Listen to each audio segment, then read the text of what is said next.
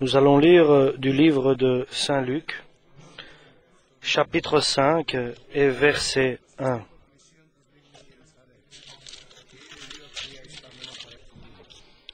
Comme Jésus se trouvait auprès du lac de Génézareth et que la foule se pressait autour de lui pour entendre la parole de Dieu, il vit au bord du lac 2 barques, d'où les pêcheurs étaient descendus pour laver leurs filets. Il monta dans l'une de ces barques qui était à Simon, et il le pria de l'éloigner un peu de terre. Puis il s'assit, et de la barque il enseignait la foule. Lorsqu'il eut cessé de parler, il dit à Simon, « Avance en pleine eau, et jetez vos filets pour pêcher. » Simon lui répondit, « Maître, nous avons travaillé toute la nuit sans rien prendre. Mais sur ta parole, je jetterai le filet. » L'ayant jeté, ils prirent une grande quantité de poissons, et leur filet se rompait. Ils firent signe à leurs compagnons qui étaient dans l'autre barque de venir les aider. Ils vinrent, et ils remplirent les 2 barques, au point qu'elles s'enfonçaient.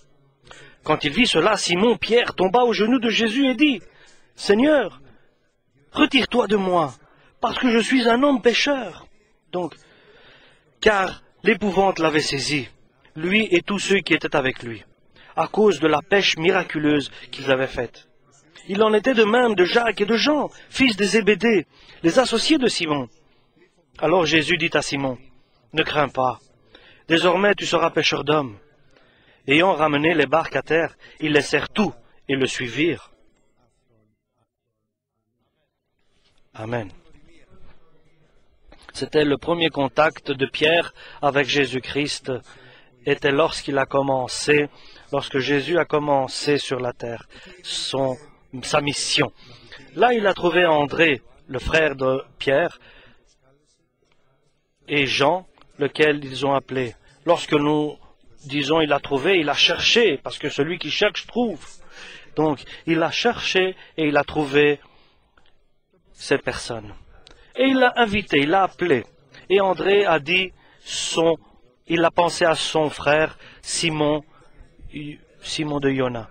Il lui a dit, « Viens, frère, je crois que nous avons trouvé le Messie, celui dont ont parlé les prophètes. » Et Simon, qui s'est appelé plus tard Pierre, et Simon, lorsqu'il a vu, et Jésus l'a vu et lui a dit, « Toi, tu es Simon, mais tu seras appelé, à partir de maintenant, tu seras appelé Képhas, c'est-à-dire Pierre. » Ils l'ont suivi avec Jean et Jacques, qui étaient des associés à la pêche de poissons. Ils étaient des voisins, les fils de Zébédée, donc Jacques et Jean.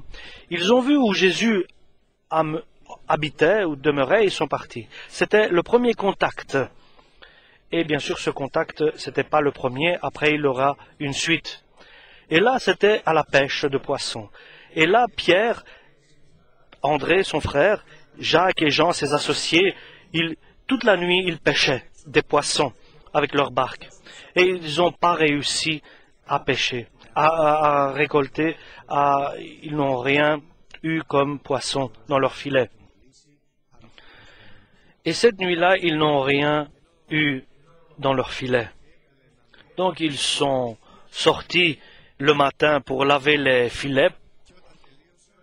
Et lorsqu'ils ont terminé le nettoyage des filets, alors le Jésus est venu pour enseigner. Là, sur le rivage, il a vu la barque de Pierre et il est rentré dans la barque.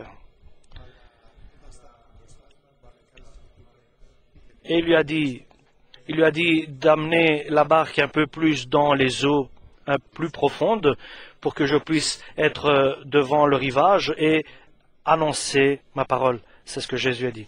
Et après l'enseignement qu'il faisait de la barque vers ceux qui étaient au rivage, et tous étaient là et écoutaient la parole de Dieu, donc de Jésus-Christ qui apportait cette parole de Dieu. Et Jésus a trouvé les personnes qui vont l'aider et qui vont accepter l'invitation de la soumission à sa parole. Donc, enfin, il faut qu'ils abandonnent tout et qu'ils le suivent, lui, Jésus-Christ, l'envoyé de Dieu. Ce n'est pas facile, mais ce qui est impossible aux hommes est possible à Dieu. Ce n'est pas facile à Pierre, à Jacques, à Jean d'abandonner leur travail, leur côté professionnel, leur voisinage. Ce n'est pas facile ni pour Pierre, ni pour André, et ce n'est pas facile pour Jean et Jacques, les fils de Zébédée, d'abandonner cette entreprise de pêche. Mais ce sont les personnages correspondants, qui sont adéquats, ce sont les personnes que Dieu a préparées, ce sont les personnes qui sont prêtes à suivre Dieu. Après la prédication de Jean le Baptiste, et nous savons que la parole de Jésus est cette parole qui sauve, et cette parole a agi, et nous savons qu'ils ont eu confiance totalement en cette parole, ces personnes qui ont entendu ça. Et lorsque Jésus leur a dit quelque chose, il lui a dit: retourne dans les eaux profondes et jette de nouveau les filets que tu as nettoyés, que tu as remis en place, rejette-les dans l'eau pour pêcher. Maintenant, mais bien sûr, l'heure n'est pas à la pêche. C'est pas le moment pour pêcher, parce que quelqu'un qui a l'expérience de la pêche au poisson, ce n'est pas à cette heure-là qu'il pêche. Il dit en plus, toute la nuit nous avons essayé de pêcher, mais nous n'avons rien pris dans nos filets. Mais dans son cœur, la parole de Jésus a agi vite, agi immédiatement, et il a dit quelque chose que Dieu voulait entendre, que Jésus voulait entendre. Je vais le faire parce que tu le dis, répond Pierre. Parce que tu le dis toi, Jésus-Christ, je vais le faire. Pas parce que je pense que cela va se faire. Comme avec mon expérience, je ne pense pas que cela va se faire, mais parce que tu le dis toi, je vais le faire. Je vais aller jeter le filet de nouveau. Et toi, tu vas l'accomplir. Et véritablement, ils ont repris les filets, et ils sont sortis dans les eaux profondes. Et ceux qui ont déjà pêché savent comment est difficile de rassembler les filets et de les laver. C'est la chose la plus difficile, et c'est la chose la plus, je pourrais dire, qui prend beaucoup de temps pour le pêcheur de poissons.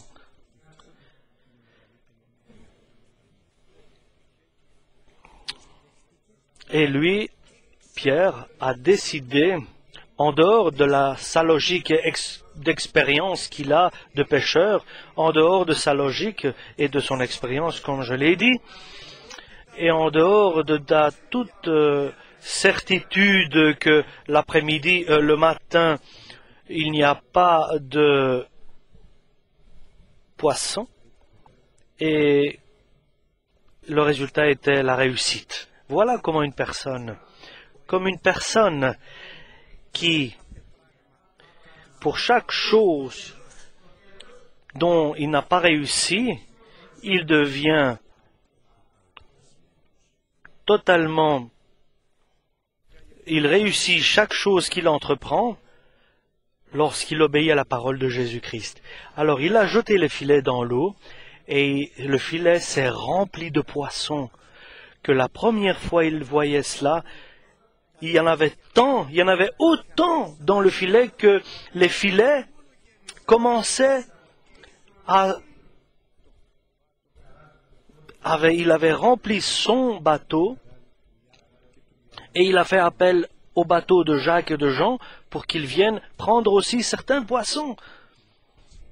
Et là, Pierre a pris la décision. Donc Simon a pris la décision. Là, il a compris, lorsqu'il a vu cette pêche miraculeuse. Rien ne peut expliquer cela. Et c'est lui, avec sa parole, dont cet acte a été fait. C'est pour cela, puisqu'il a compris qui est Jésus-Christ, qui est lui-même et il a vu qu'il était pécheur. Donc, il était souillé de péché. Et il a dit, toi tu es saint, moi je suis un pécheur, je suis dans la transgression, je suis dans l'illégalité. Alors il lui a dit, pars d'ici, je ne suis pas digne que je sois avec quelqu'un qui est saint comme toi. Et il a dit, à partir d'aujourd'hui, je vais t'établir, Jésus lui a dit, tu seras un pêcheur, mais pas de poissons, mais d'hommes pour les sauver, pour les amener au paradis. 2 bateaux.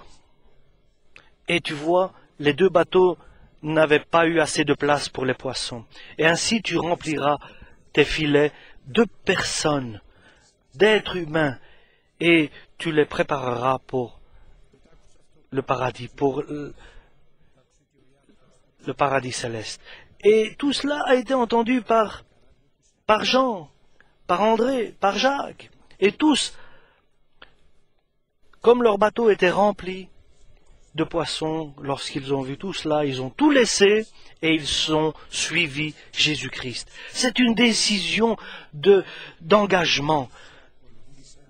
Nous t'avons suivi, nous avons tout abandonné, a dit Pierre, et nous t'avons suivi. Que va-t-il se passer pour nous? A demandé Pierre.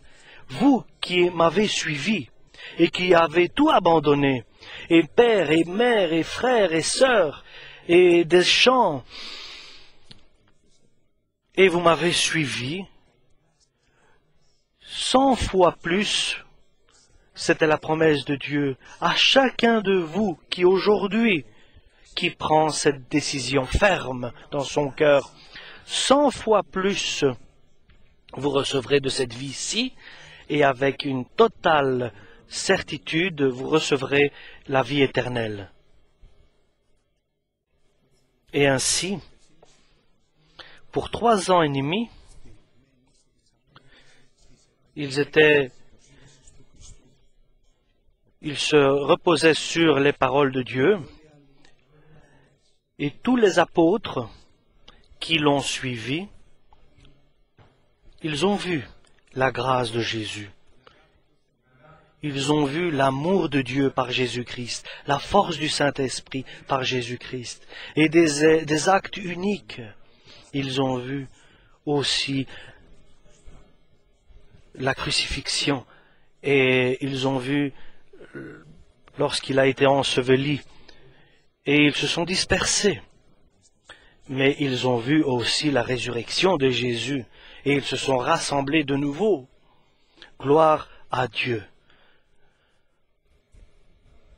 Et encore, il fallait qu'ils prennent une deuxième décision. Maintenant, ils doivent le suivre. Ils l'ont suivi lorsqu'il était vivant, mais maintenant, la deuxième décision est de le suivre après sa résurrection. Oui, il est facile de suivre celui que tu vois, mais il n'est pas facile de suivre celui que tu ne vois pas. Il est facile de suivre celui que tu vois et que tu vis avec, mais il n'est pas facile de suivre celui que tu ne vois pas. Et tu as seulement sa parole, mais tu ne le vois pas. Et ainsi, là,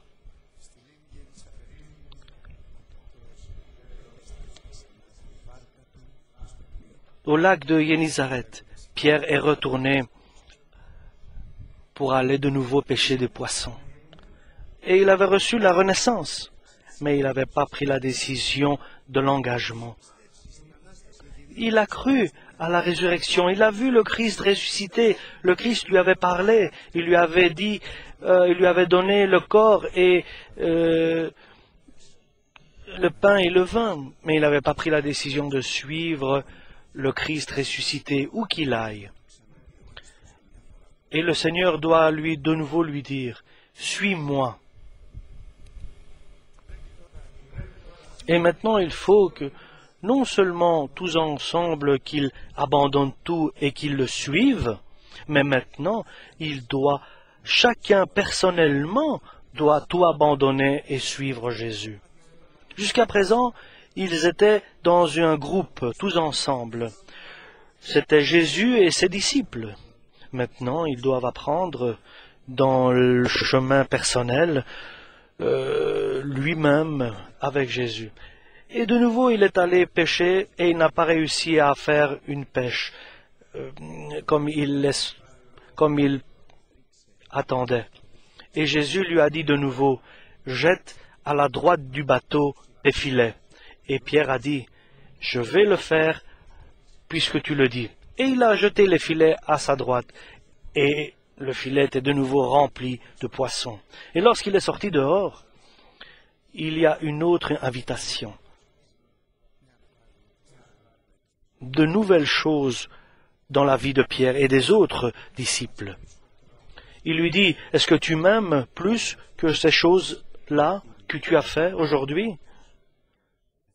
Est-ce que tu veux t'engager avec moi?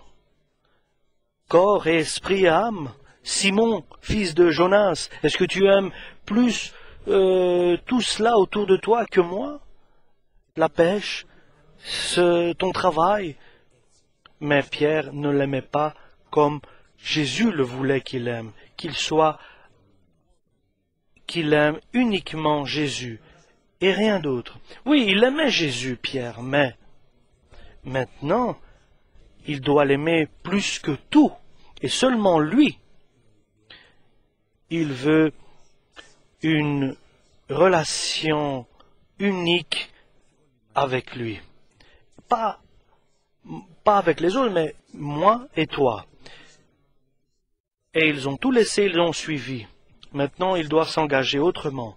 Ils doivent tout laisser et suivre seul Jésus-Christ dans un chemin solitaire et une relation spirituelle avec le Christ. Maintenant qu'il voit, mais dans peu de temps, il ne le verra plus. Maintenant qu'il entend, mais dans peu de temps, il entendra différemment. Maintenant, il ne sera pas lui et Jésus-Christ, directement, immédiatement, mais il sera lui et le Christ, mais par le Saint-Esprit. C'est une nouvelle démarche, un nouveau chemin. Et cela, Pierre ne le sait pas. Il ne peut pas imaginer cela. Il ne peut pas imaginer ce que Dieu a préparé, et personne ne peut imaginer cela, ni Pierre ni Paul. Mais le Christ, il va lui enseigner lorsqu'il va prendre cette décision de suivre Jésus. Et il lui a demandé 3 fois, « Est-ce que tu m'aimes » Et Pierre a répondu, « Oui, je t'aime, Seigneur Jésus. » Et Jésus lui a révélé que tu vas vivre beaucoup d'années et ta mort, et pas par ta vie seulement tu vas glorifier Dieu, mais par ta mort aussi tu vas glorifier Dieu. Et il suivait. Et Jean le suivait aussi. Pierre donc. Et Pierre dit à Jésus, et il demande à Jésus, pour Jean, que va-t-il se passer? Que vas-tu faire pour lui? Et Jésus lui dit, t'occupe pas de ce que je ferai avec Jean, mais occupe-toi de ce que moi je t'ai demandé de faire. Et ça, c'est le message du Nouveau Testament. Des frères, des anciens, des diacres, tous, mais toi et lui. Toi et lui. Et je dirais même lui et toi. Et ici, je vais vous rappeler quelque chose que Dieu m'a révélé il y a quelques mois. Et je l'ai déjà dit, mais je vais dire parce qu'il correspond exactement à ce que nous disons aujourd'hui. Je priais au Seigneur le soir, 3 heures de la nuit, et je priais à Dieu. Et soudain, devant moi, tout disparaît et apparaît Jésus et mon corps. Et Jésus me dit, « Que cela ?» Et je dis, « C'est mon corps. » Il me dit, « Non, c'est ton bateau dans lequel tu fais ton voyage de la vie. » Et je pensais à cela, et j'ai dit, « Vraiment, dans ce corps, je suis né, je vis, et je vais terminer dans ce corps. Je suis passé par des naufrages, par des difficultés, par des épreuves, et j'ai passé aussi de facilités. Mais j'ai dit Amen, Seigneur. Oui, oui, c'est vrai, Seigneur. Il me dit, qui demeure dans ce corps? Pardon. Qui est dans ce bateau? Dans cette barque? J'ai dit oui, moi je suis tout seul. Personne d'autre. Et soudainement, je pense, mais toi aussi tu es avec moi dans cette barque. Et il me dit, ah oui, Amen. Oui, toi et moi, nous sommes ensemble dans cette barque. Et il continue. Et la question est la suivante. Qui dirige cette barque? Toi? Et lorsque tu as besoin de l'aide, tu m'appelles? Et j'ai dit, oh, c'est ainsi, Seigneur. Et j'étais dans la peine. Je fais ce que je dis, je fais ce que je veux, et je dis, Seigneur, aide-moi dans mes difficultés. Il dit, ou bien toi, tu me donnes des ordres ce que je dois accomplir. Oui, Seigneur. Et ma peine était indescriptible. Et il continue. Ou bien moi, et toi tu me suis? Oui, Seigneur, j'ai dit, c'est ainsi que je désire, en pleurant.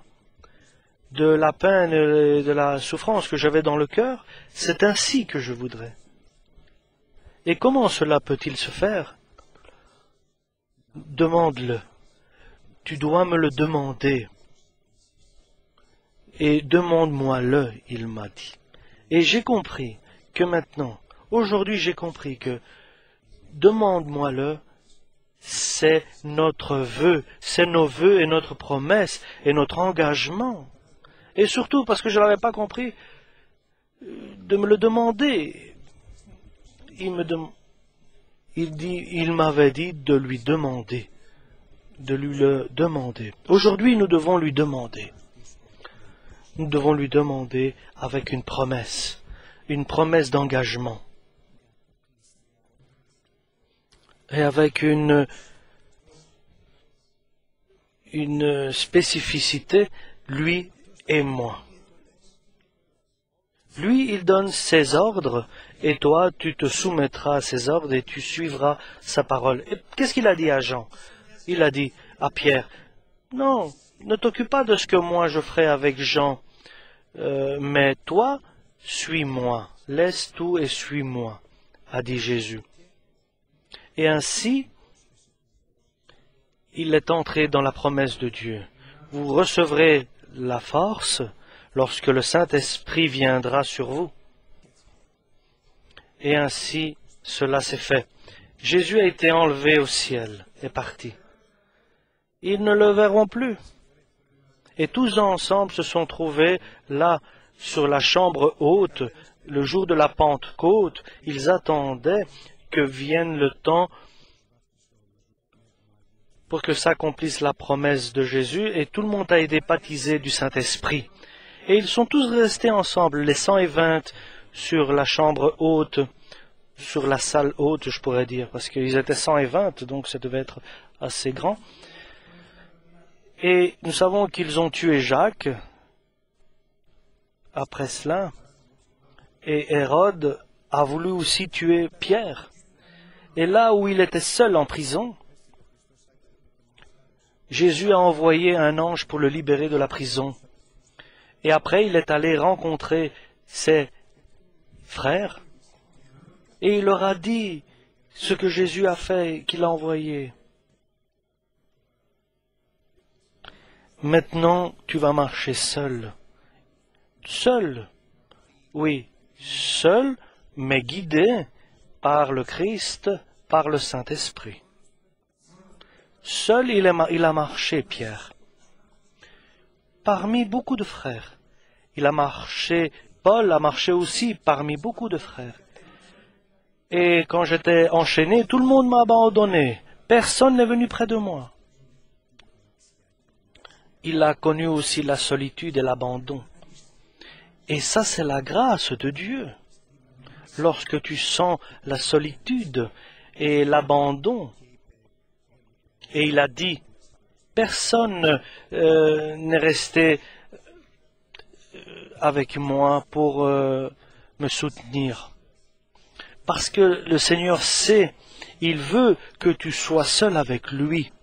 Il te désire que tu sois seul avec lui, si toi tu veux le Seigneur. Il y a donc deux manières.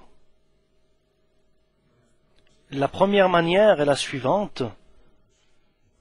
Le mal, la douleur, par les épreuves et les échecs. Et l'autre manière est l'enseignement, l'éducation et la confiance à la parole de Dieu. Aujourd'hui donc, choisissons, chers frères et sœurs. Choisissons avec certitude que nous n'avons pas choisi, nous le Christ, mais le Christ nous a choisis. Si aujourd'hui tu es ici, si la parole de Dieu a été mise dans ton cœur et demeure dans ton cœur, si l'Esprit Saint demeure en toi et habite en toi, et Dieu t'a créé et t'a fait un temple de Dieu, et que ton nom est inscrit dans le livre de vie, seulement tu es seul. Oui, nous aimerons nos femmes, nos enfants, nous prendrons soin d'elles, mais nos relations avec Jésus, nous sommes et nous serons, et nous devons être toujours seuls avec Jésus. C'est mieux d'être donc l'abandon de nous-mêmes, nous abandonner nous-mêmes avec l'enseignement et l'initiation de la parole de Dieu, que l'abandon de l'extérieur avec des épreuves difficiles et douloureuses. Et chacun de nous choisissons notre solitude avec Jésus-Christ, notre propre solitude avec la parole de Dieu, notre solitude et avec notre propre solitude avec le Saint-Esprit. Et cette solitude qui nous donne la relation avec notre Seigneur Jésus-Christ, le Fils de Dieu. Amen.